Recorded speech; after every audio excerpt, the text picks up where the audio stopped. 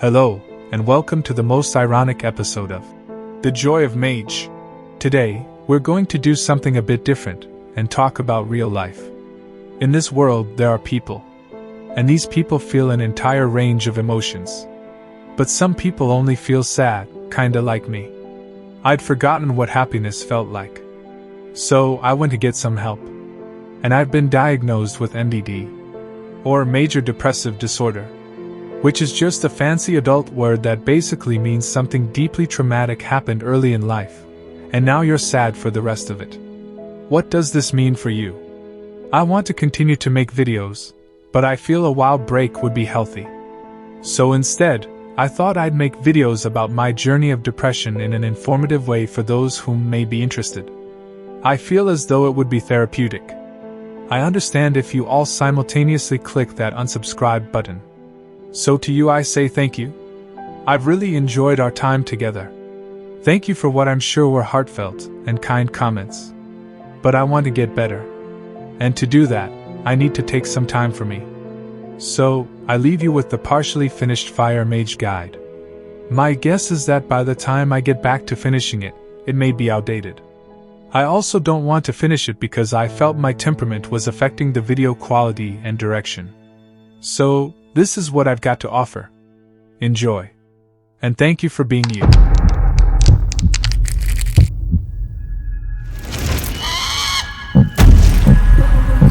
Holy night, the stars are brightly shining. Fall on your knees. Oh, hear the angel voices. Oh, night,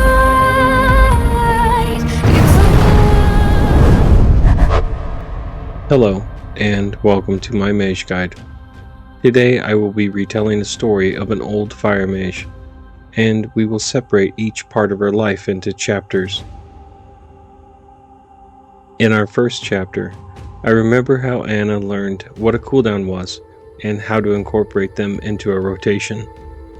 At this stage in her life, she understood some key concepts of fire mage, such as building hot streaks and using combustion. We will also address castable while casting spells, or Fire Blast. In our second chapter of Anna's life, we explore AoE, or Area of Effect spells, and build on what we already know. And lastly, I recall her memorial service. How talented she was, the things she left behind, and those in attendance at the funeral pyre. Let's begin.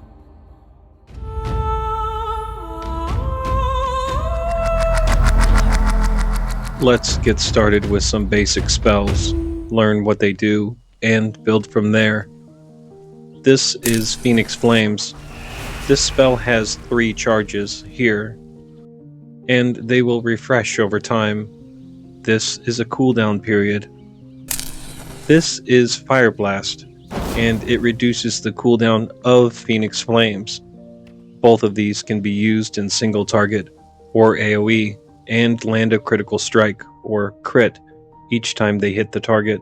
Fire Blast will spread your Ignite dot to surrounding enemies while in combustion. Ignite is a damage over time effect that burns the target. And we'll discuss combustion a bit later. Several spells will leave the Ignite dot, and Phoenix Flames will naturally hit multiple targets. Let's see how these interact with one another. Let's get Phoenix Flames on cooldown. Watch that spell as we use Fire Blast. See it chopping away at the cooldown? So this tells us that we want to use Phoenix Flames first, then Fire Blast. If we use Fire Blast while we have full charges of Phoenix Flames, the cooldown reducing quality of Fire Blast would be wasted. As a side note, this quality is referred to as CDR, or cooldown reduction. Fire Blast has another unique quality called castable while casting. To explain this, let's introduce a new spell, Pyroblast. When you cast Pyroblast without any modifiers to the spell, it has a long cast time. While it is casting, you can also cast Fire Blast without interrupting the cast of Pyroblast.